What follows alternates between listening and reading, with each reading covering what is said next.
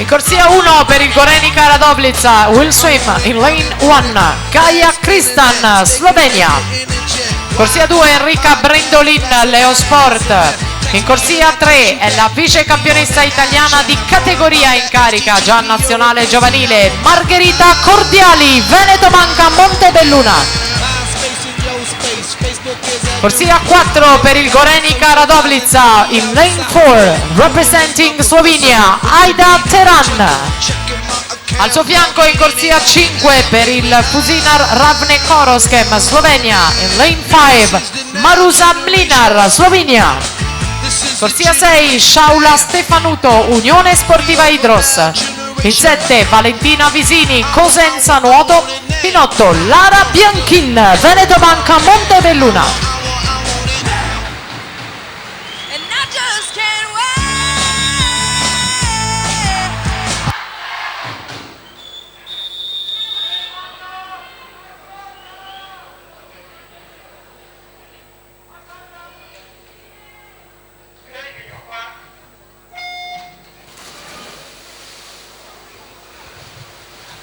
Aida Teran 2:06:32 per prendersi la quarta corsia e il miglior tempo delle qualificazioni. Partita forte dalla corsia 5, la compagna slovena Marusa Mlinar in quinta corsia.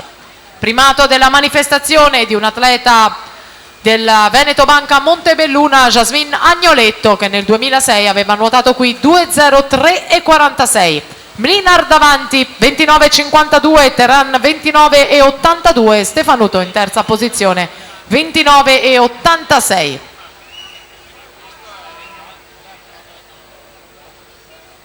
Affiancate la Teran e la Mlinar nelle corsie centrali con la cuffia nera della Slovenia, entrambe fanno parte della nazionale giovanile. Stefanuto ancora in terza posizione, si vira a metà gara, il gruppo ancora molto compatto. Teran 1:01:34, Mlinar 1:01:50, Stefanuto 1:02:23. La Bianchin in quinta posizione, la Cordiali in sesta al passaggio di metà gara. Supportate da uno splendido tifo del Veneto Banca Montebelluna. La Cordiali in terza corsia, la Bianchin in ottava, in caccia di un posto sul podio. Gara che si fa difficile per le due che sono in quarta e quinta posizione, con la Stefanuto a rovinare la festa in questo momento. Le due slovene davanti, Teran Mlinar e Shaula Stefanuto in terza posizione. Siamo a poco più di 25 metri dal finale di gara.